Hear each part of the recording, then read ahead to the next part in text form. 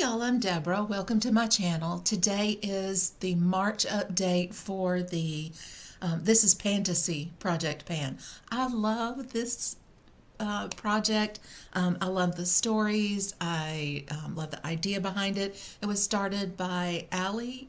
Her channel is Wonder in Alleyland, and I'll have her stuff linked down below. This is sponsored by the Fantastic Ladies Collab Facebook group, and we have all sorts of projects there. Some of them are story-based prompts, some of them are based on colors or based on the alphabet, a lot of different kinds of projects. So if you like project panning content or project panning, you don't have to have a YouTube channel to participate. There are a lot of people who just post little updates in comments on Facebook, not required to have a YouTube channel. So go on over there and take a look, see what we're doing, and join in the fun. So let's talk about the Pantasy project. So I have 4 products still in this project. The first one that I have is from the original list, and that is Basilisk, which is a large snake bred by dark wizards, and the prompt for Basilisk was a dark matte shadow. I have this one by out of my only Physicians Formula palette. I've been working on this since October of last year when this project started, and I'm calling a do-over. I hate this shadow. It is patchy. It doesn't lay down well, and when it does, it's patchy. I have this shade in lots of other palettes, so I'm calling a do-over, refresh on the prompt Basilisk. This one is going away, and in its place, I am rolling in a shade that is similar, but much better quality shadow. So you can see this is the one I'm rolling out. This is the one I'm rolling in. This is from the ColourPop Sorbet palette. It is the shade Drizzled, and it actually was in the same palette. These two were together. I didn't like the chunky glitters in there. I like shimmers. I like glittery shimmers, but chunky glitters are not my thing. So I'm rolling in Drizzled to substitute for this one, and we will start over with Basilisk. So there, it just went in the trash because I hate it and I'm not going to use it. If I hadn't hit pan on it in 5 months, I should probably not spend my life trying to do something that makes me miserable. All right, so Dragon, the next thing was Dragon was a large product, either large size, amount, quantity, whatever. And I had rolled in this enormous, is this Ocean Breeze Refreshing Shampoo by Suave. This has been decanted into something that is shower friendly, and this is all that I have left. This is where we were at the end of January, and at the end of, well, at February 11. This is where we are today on March 11. So this will be gone finally by the end, at the end of this, by the next update. This whole thing will be gone. So I'm excited about that. I'll be glad to play with something else for a while. All right, 2 months ago, I rolled in a new story, and I was talking about the creature, our swamp lake creature in southeast Georgia is called the Altamahaha. And I rolled in for that one. I rolled in my Super Goop Unseen Sunscreen. You guys can see that. Last month we were here, and now I am down to here. This will be finished by next month. I was hoping it would be finished by today. And in fact, when I squirted it out today, there was actually like, it was actually like spitting air finally. So it is down to about here. This one serves also as a primer. It is a gel. It's a chemical sunscreen, but it also serves like as a makeup primer. If you still have to use the right amount for sunscreen, but you can see it's a gel, and it's very silicone-y, and it dries down really nice. Makeup goes over this just like a dream. Foundation goes over this like a dream. Sometimes the physical sunscreens can make your makeup pill or gunk up, and this one, no problem at all. I really like it. It's a little pricey, but I have enjoyed using it. I have lots and lots of sunscreens. Some of y'all have a lipstick problem. I have a lipstick problem, but I also have a sunscreen problem because sunscreen is just, before I got back into makeup, I was still using sunscreen. All right, so that was the Autumn Ahaha. Last month, I rolled in a product for a character from Cherokee Mythology, and I rolled in the water spider, something small but powerful. And for that, I rolled in my Bobbi Brown. Did I hold that? Yep, the right way. Yep, Bobbi Brown color corrector in the shade Peach Bisque. I had hit pan on it. I had a little small pan, and my goal is to finish this. And this month I have almost hit side pan, and that's kind of where I'm going. I'm going this way, and then I'll start working my way around. I really like this product. I'll be sad to see it go. It works really well. It's kind of funny because, everybody worries about their eye bags and color correcting their eye bags. You can't correct puffy stuff, guys. You can only correct the color. You can't color correct away a shadow. So, the shadow cast by the light on your puffy eyes. So that's the kind of rude awakening I came to in the last couple of months. But this is in to finish, and so it'll be several months before this one is done. This one is a long haul product. So that was what I have right now. Those are the 4 products I have right now. So you guys know for me, this is all about the stories. And I'm going to throw something out there before I tell you guys a story for this month. My son has suggested that maybe I do a series of just storytelling. I love mythology and folk tales. I think they're a great view into a culture, and it's really interesting to look across different places in the world and see similarities between creation myths and how we think light came and how we think fire came and how the world got here. It's really interesting to see the similarities and differences. And so I'm kind of with them. I think that would be kind of fun. I love to tell stories. Southern culture in the U.S. is about stories. I have a friend from the Northeast U.S. who's like, you cannot get to a point unless you've told 3 stories first. I'm like, absolutely, it's 3 stories per point in a conversation. So I love storytelling, and so if that's something that you guys would be interested in interested in coming by to listen to, then just post it down below. Let me know what kind of stories you'd like to hear. So there.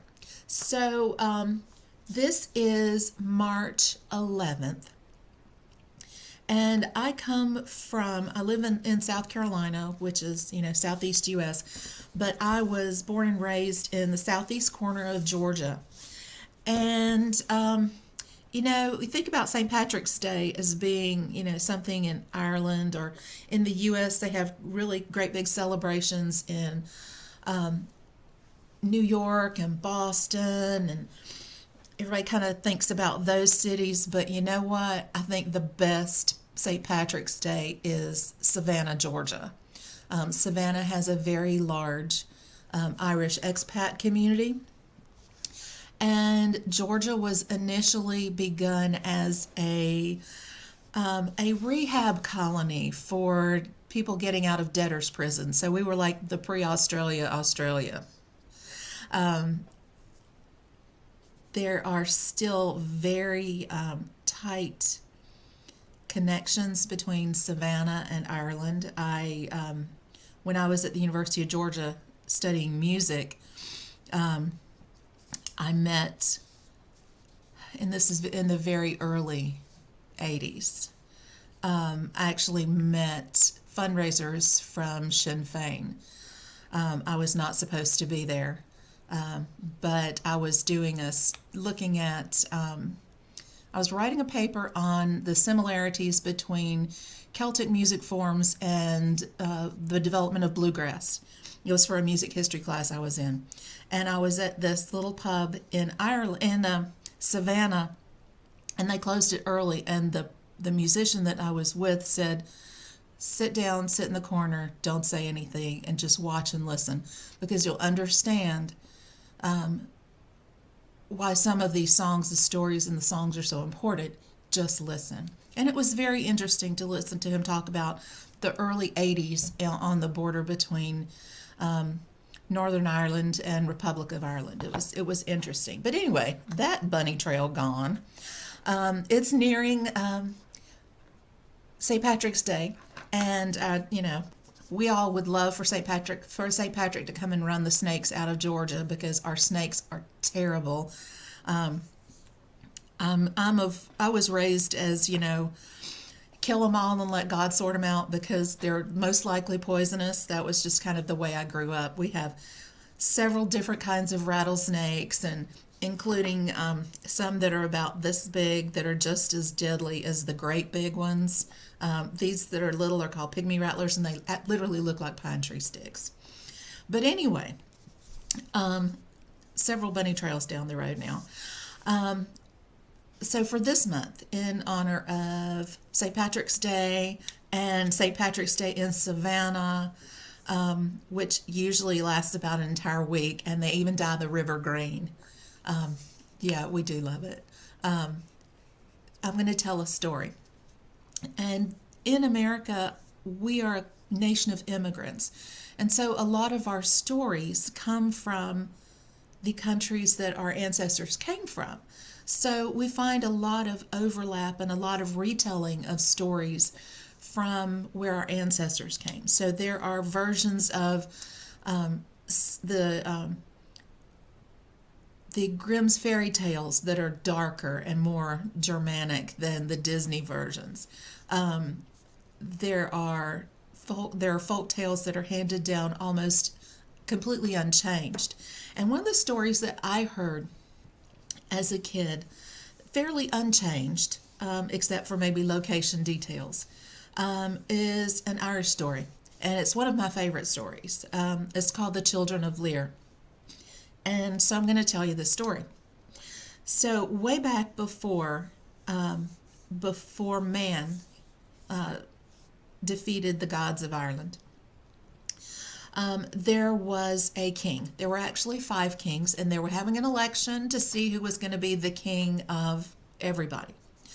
And there was a king named Lir, and he was very popular, and he was known to be kind and a great warrior, and he really thought he was gonna walk away with this. But he didn't win the election. The man that won the election to be the High King, his name was Bovderg, and everybody else thought that Lir had been really disrespectful because he lost the election and went storming out. And so they had been really, they wanted to go chase him down. Well, Bov was a very wise king, and he said, no, let's just let him get it out of his system. We'll rein him back. We'll bring him back into the fold shortly.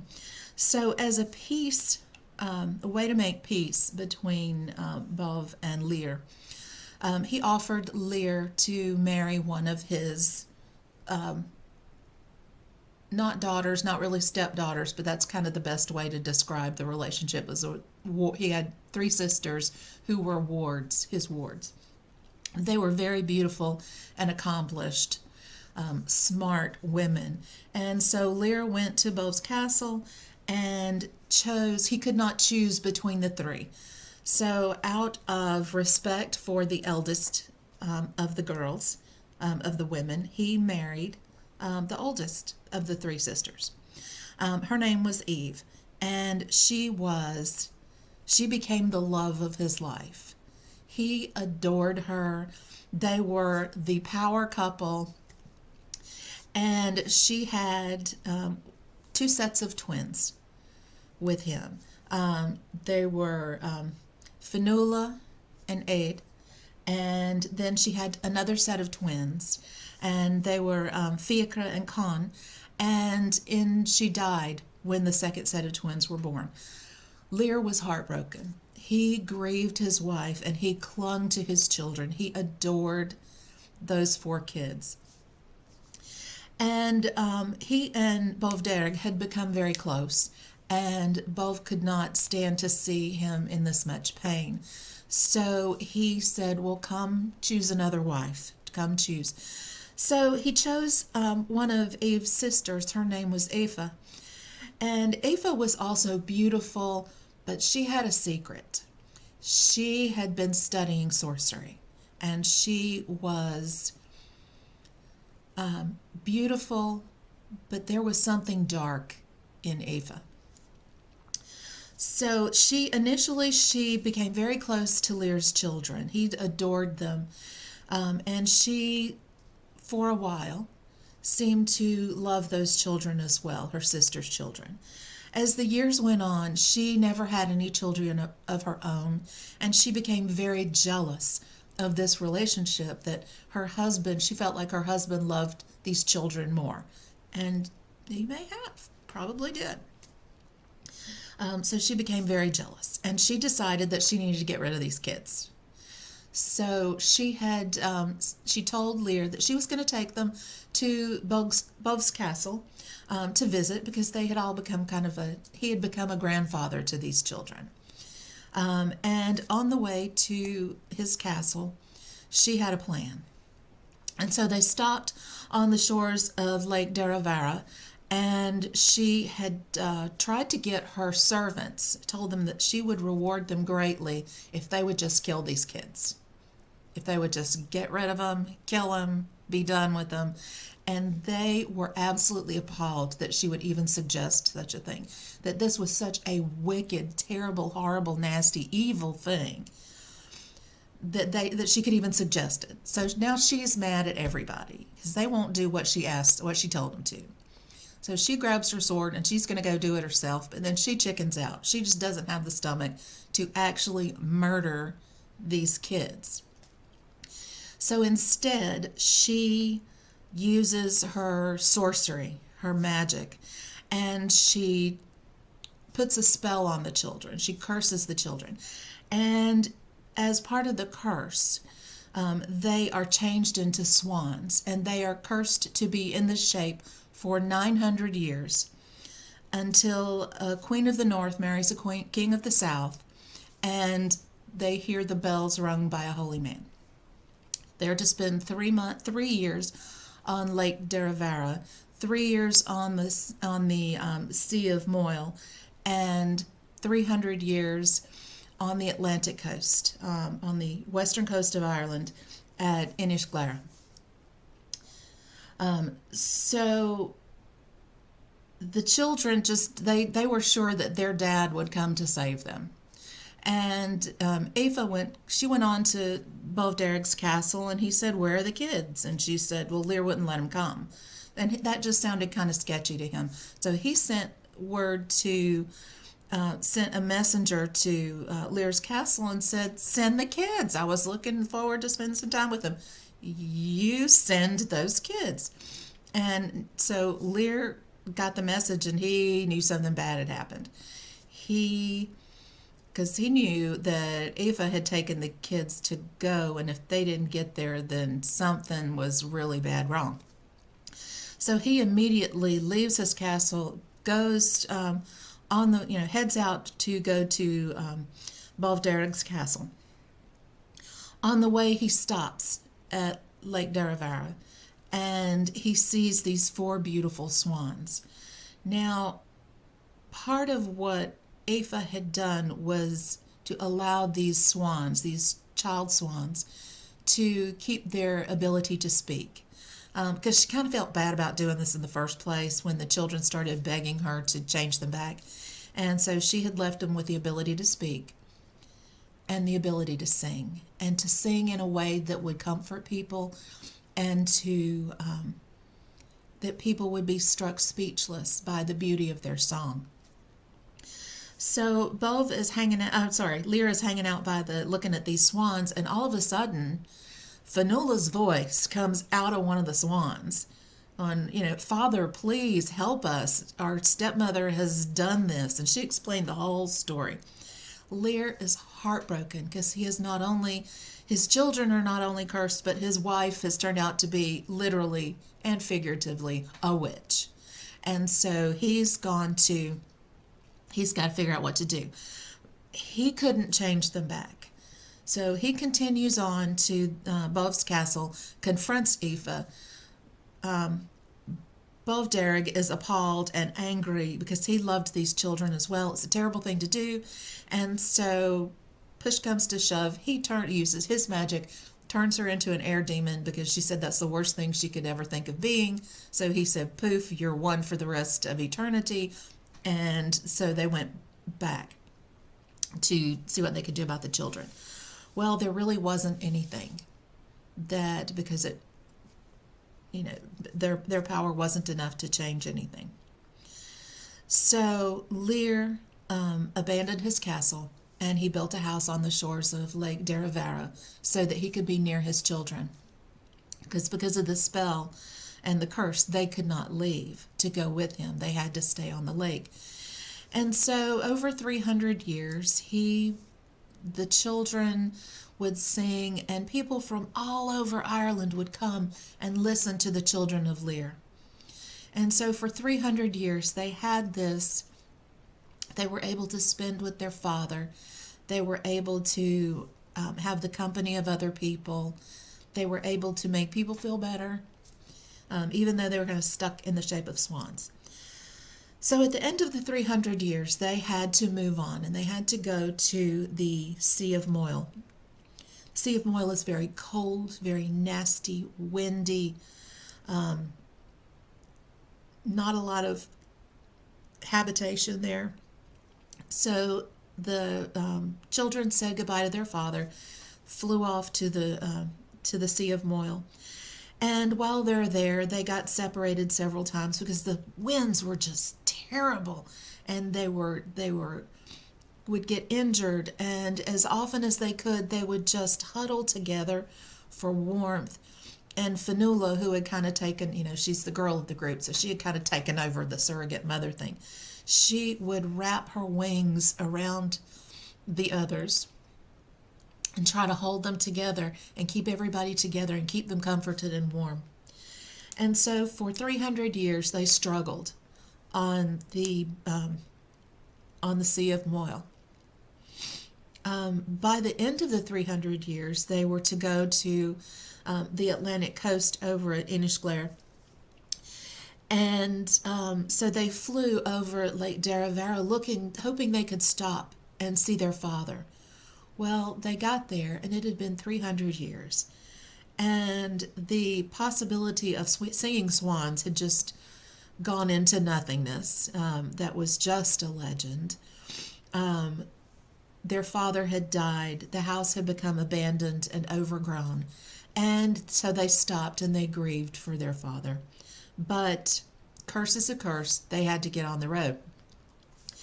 So they went on to Inishglare, and it was sort of an abandoned island, and they enjoyed it. It was better weather than what they had had for the last 300 years.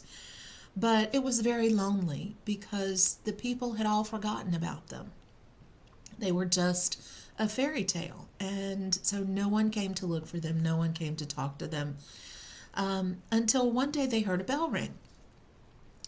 And there was a hermit, because by now St. Patrick had come to Ireland, and the stories, Christianization was beginning to happen.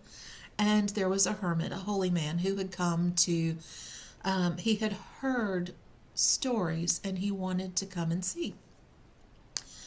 So his name was,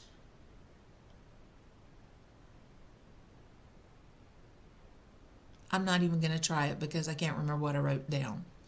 But the holy man stayed he met the swans and he was so fascinated with them, and he did not want them to be alone.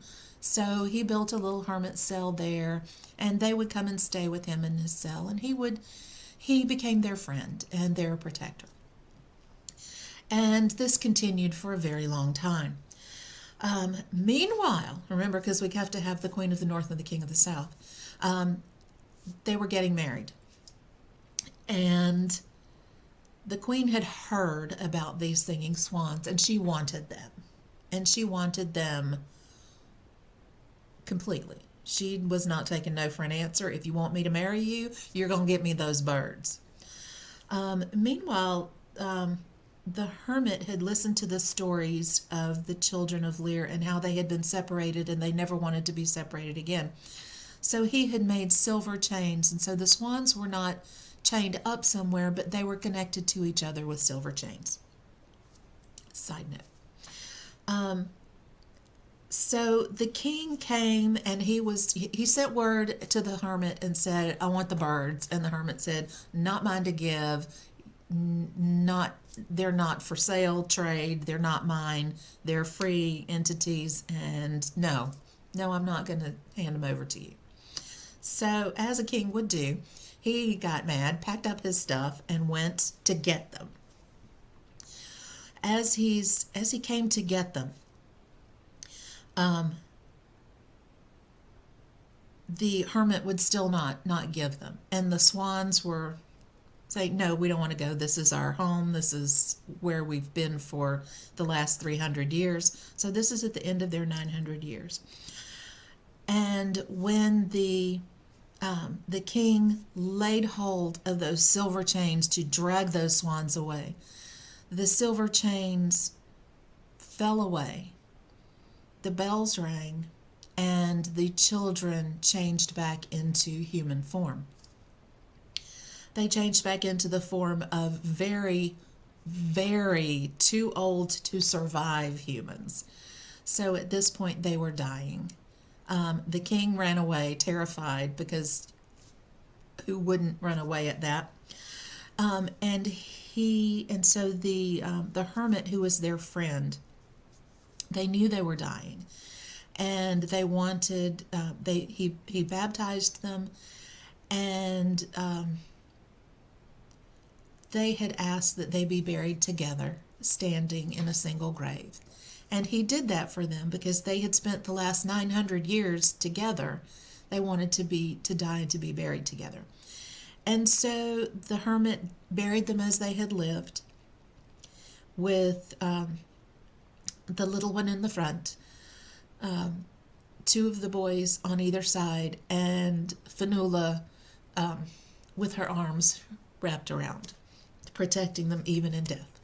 So that is the tragic tale of the Children of Lir. It's a tearjerker, but it is a lovely story. So thinking about this story and, 3 different bodies of water and long period of time and aging, and these people dying of extreme old age at the end, I'm rolling in a product for the Children of Lir. And this one, I looked at it and it was just like, yeah, this is it. So I'm rolling in, this product is from Algenist. It is an eye renewal balm, so it's an anti-aging thing. It is the triple algae eye renewal balm. So triple, 3 legs, 300 years. Algae, what body of water doesn't have algae? So my product representing the Children of Lir is the triple algae eye renewal balm by Algenist. This has some use on it. I've got some other stuff going on. It's really hard to see because it's a really pale color. But my goal is to use this to finish. So I hope you guys enjoyed that story. It makes it kind of a long video, but it's a detailed story. I love that story. There are statues. There's a beautiful statue in Dublin, at the Garden of Remembrance. It's just up the street from the General Post Office in Dublin, and it's a beautiful statue. I encourage you to go, get on Google, take a look at some of the statues. It's just a gorgeous representation of the story. So, if you want to hear more stories and just stories, let me know if that's something that you'd be interested in me doing and me making. And I can't wait to see how everybody else is doing with their fantasy projects, see what you guys are rolling in. If you have a story from your culture that you would like for me to research and tell, please, please send it in the bottom. I love stories. I love telling stories. I love listening to stories.